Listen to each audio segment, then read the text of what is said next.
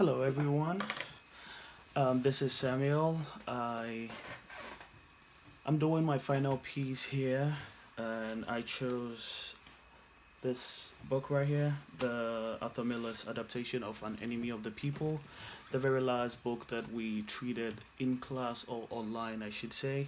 Um, I think I really enjoyed this book as much as I know many of you did as well. And for me, I made a lot of personal connections to it, especially given everything that we are going through now with this COVID-19 crisis. And so I'm sure you guys will follow and see with me all the connections that I'm talking about. So, without further ado, let's get straight into it. So, just the title, An Enemy of the People, I just kept thinking of it, and I know I had heard it a lot of times, but I kept wondering, and then it dawned on me. So, here is an article by the Washington Post. I'll bring the camera a bit closer so you guys can see it. I'm sorry, it keeps going off whenever I try to flip it, so I guess this way will work. So here's an article in the Washington Post where Trump, the president, referred to the media as the enemy of the people. And if you've been following what has been going on since he came into office, this is a very popular thing that he's been known for, referring to the media as the enemy of the people. So all of that really sunk or synchronized really well with the theme of the book, and so I thought, why not do something on it? And so we realized that in the book, we have a situation where Dr. Stockman makes a discovery, like a scientific discovery, which, as we all know, was the poisoning of the water system in their city. And so I think we can make that comparison to um, the COVID-19 crisis that the world is dealing with at the moment. And one person that comes to mind, and one person who has really been on the front lines, really on the site for the scientific culture, or for the scientific aspect of it, is a doctor by the name Anthony Fauci. He is an American physician and immunologist. Immunologist, I beg your pardon, and he has served as the director of the National Institute of Allergy and Infectious Disease since 1984. Since 1984. So this guy really knows his stuff. He's been through a lot of similar crises. He's been through SARS. He's been through the swine flu. He was there for Ebola, and now the COVID-19 crisis. And so, just like Dr. Stockman in the book that we read, his opinion on the issue were solely science based, right? His opinion was solely on the issues at hand, on the scientific aspect of it. But um, we know that Mayor Stockman, Mayor Peter Stockman, who will also, in this case, I would like to um, make the comparison to the President Trump, because he is just a politician who, as we all know, this is an election year, by the way, and so a lot of this, everything that is going on, doesn't really help his re-election. And so that is why, if you've realized, he's been doing everything in his power to sort of um, discredit the authenticity of this whole virus, or even sow doubts in the minds of people. And I have a video here that I found on YouTube. This was actually put together by The Guardian. Um, and this is just will show you how much he's evolved on the issue. And I just want you to notice that, just like Peter Stockman, the mayor, he was just denying the science of the crisis because politically it affects him. And so let's take a look at this.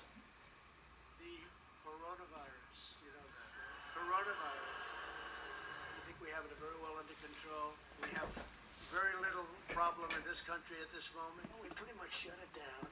Coming in from China, we're going to see what happens, but we did shut it down, yes. You know, a lot of people think that goes away in April with the heat, as the heat comes in.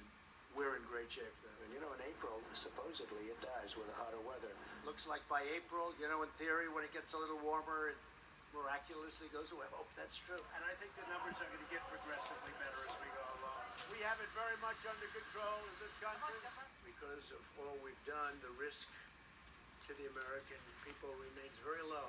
It's going to disappear. One day it's like a miracle. It will disappear. You know, it could get worse before it gets better. It could maybe go away. We'll see what happens. Nobody really knows. Now the Democrats are politicizing the coronavirus. Coronavirus. And this is their new hoax. The hoax is on them. I'm not talking about what's happening here. Certainly not referring to this. How could anybody refer to this? This is very serious stuff. Anybody that needs a test can have a test. They're all set. So because of the time, I'll just pause it here and continue. As you may have heard, he called it a hoax. In the beginning, he kept downplaying it, and even at some point said it was a hoax created by the Democrats just to derail his re-election effort. And so this just speaks to what he sees from the political lens, right? He is just a politician, and so he will continue to downplay the experts or the expertise of people like Dr. Fauci and all the medical experts that we have in the country. He is going to continue to downplay all of that because politically it doesn't favor him, just like we saw in the book that making this revelation that Dr. Stockman found, making it public would have affected the political base or the politics of the mayor, right? It would have affected him politically, I should say. And so he did everything in his power to make it not public, as we saw in the book. And we know that he used the media, right, the newspapers, to go after his brother in the story. And there is something similar that happens in or has happened in our real world with this coronavirus. And I wanted to play for you guys. This is just like a 1 minute video. And it also has to do with Fox News, which, as we all know, happens to be the favorite channel of the president, and what many have described that as a propaganda machine for the presidency.